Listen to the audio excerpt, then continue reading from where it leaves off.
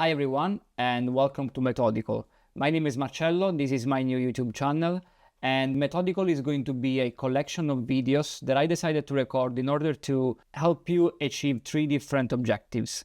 The first is to live a more mindful and productive life. The second is to defend the sanctity of your time. And the third is to help you fight against the information overload that we are so much subject to in these very days. So as I said before, my name is Marcello. I am a full stack web developer and an entrepreneur based in London.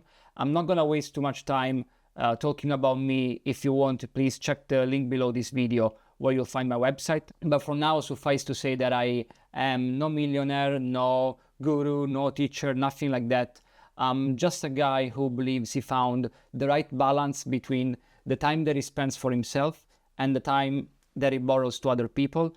And I just would like to share it with everyone else. Perhaps I can provide some useful insights for everybody out there. So, as I said before, this is not going to be a single video. This is actually going to be a collection of videos, and we are certainly going to talk about the tools and the tips and the tricks of the trade and all these kind of things. I'm gonna show you how I manage my inbox. I'm gonna show you how I do my time boxing and all these kind of things. But there is a very important thing I'd like to focus on in this very episode before we even try and attempt changing the tools that we use. I'm talking about the mindset. I'm talking about the method that is required in order to achieve long-lasting change when it comes to time management. So I believe that it's very easy to find the culprit elsewhere. So when we usually attempt to make these changes, we say, oh no, the tool was wrong for us, or the client messed up my schedule or something like that. Whereas actually we didn't really spend enough time in order to try and do that mindset switch that it's really necessary before making these kind of changes. So I'd like to focus on that first. So as you can see here, I have my Kindle Scribe with some notes. So please forgive me, I'm not a professional content creator, so I'm gonna look at it from time to time. Let me actually turn it on. When I talk about mindset switch, I'd like to share with you 6 principles that I believe are going to be very important further down the road. So the first principle that I'd like to share with you is that your most valuable asset is not money, but time. This is something that probably you already heard a few times if you watched other videos like this in the past, but let me elaborate on this a little bit more. What I want to say with that statement is that if you only focus on money, you're going to very easily end up in the classical hamster wheel where you keep just fighting to survive and you never actually achieve the kind of growth that you need for your career. You always focus on money and on the instant opportunity, whereas you should be focusing on your time, because time over the medium to long term can bring you way better opportunities. And let me just give you a few examples on how you can invest your newly found time in a smart manner. So the first example is, of course, improving your business in general, working on the website that you have neglected for so long, or the portfolio that you always push forward and you never properly worked on, that will allow you to actually access more needy clients who wants to see more about who you are and what you did before giving you a job. Another example might be to find better leads in order to drop your bad clients. How many times have you been thinking, I work with this client, I really don't like this guy doesn't share my values, I don't want to work with him. But you have to keep doing that because it's actually paying for your bills, and you can't find the time in order to find better clients for yourself. So if you had extra time, if your focus was completely on freeing up time, then you will have the opportunity to do so.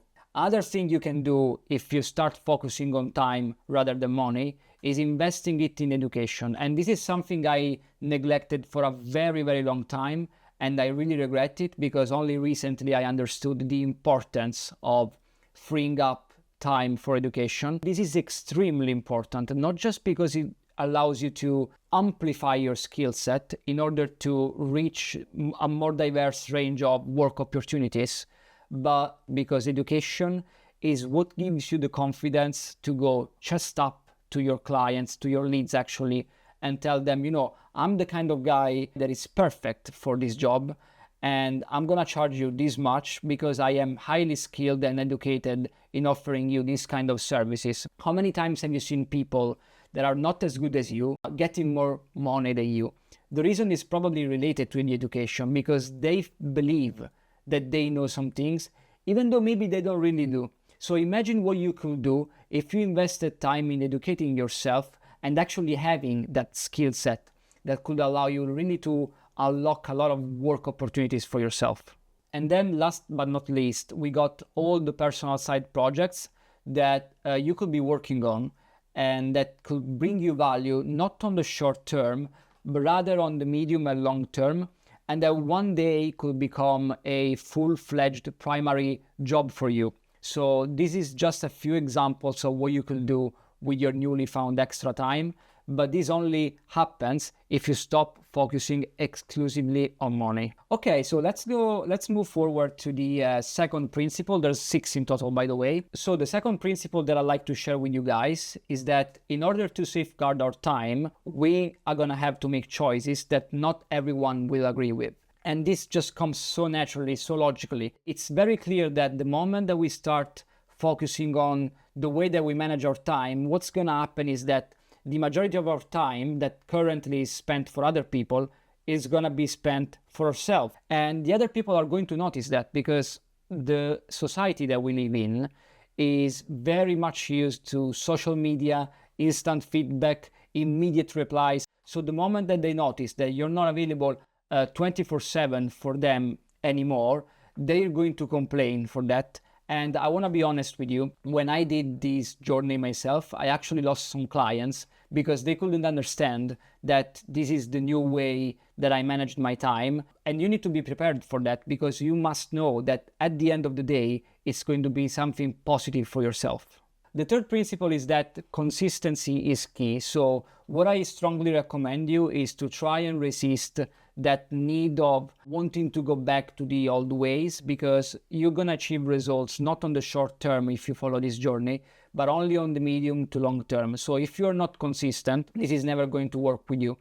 And this third principle is actually related to my fourth principle, which is 100% optimization of your time is never achievable, and you must know that. But at the same time, this is what we should be aiming to. Let me elaborate on this. So what does it mean? It means that realistically speaking, we are never going to have a day that goes 100% exactly like we expect it to.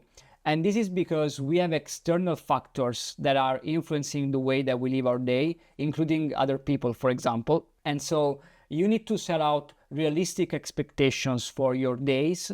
And in the following episodes, when I'm going to show you how I do my time boxing, I'm also going to show you the method behind my time boxing. And now I believe you can do it in a realistic and effective way in order to preserve your time. All right, so principle number 5 out of 6 is that it may seem not related, this one, but there is only one place for every kind of thing. And this is especially applicable if you work online just like me. So what I want to say by that, again, practical examples. So notes should go into the Notes app. Events should go into the calendar. Passwords should go into the password manager. Never let the tools be an excuse not to get the job done, and make it very easy to find the information that you're looking for. This is crucial because tools are very often an excuse not to get the job done, and this is something that definitely we cannot afford with this kind of transformation. And finally, principle number 6 is do not feel guilty. So this is something I regret a lot because it's a mistake I made several times over my career. It's another very important principle, because what's gonna happen once you start freeing up time for yourself is that you're gonna feel guilty that you don't have calls, you don't have meetings, you don't have emails, you don't have messages. It's gonna feel like you are actually working less, but you shouldn't feel guilty, especially if this newly found time is being invested on things that actually are going to make a difference for you over the long term. Education, for example. So the only reason why you should feel guilty actually is exclusively if you're not investing that time in things that are genuinely good for you in the future. And this is it, guys. So these were my 6 principles that I believe it's very important to set in stone before we make changes to the way we manage our time. And the following episode is going to be about how I manage my inbox. I'm going to do a screen share of my email, and I'm going to show you labels, inbox zero, all these kind of things. But again, given the name of these playlist, it's going to be done in a very methodical way. So I look forward to seeing you then. And if you believe this video was useful, if you want to support me in any way, please hit like, click the bell. I don't even know on YouTube what you can do actually nowadays, but please make sure to support me any way that you can, and I'll see you on the next one. Thank you very much.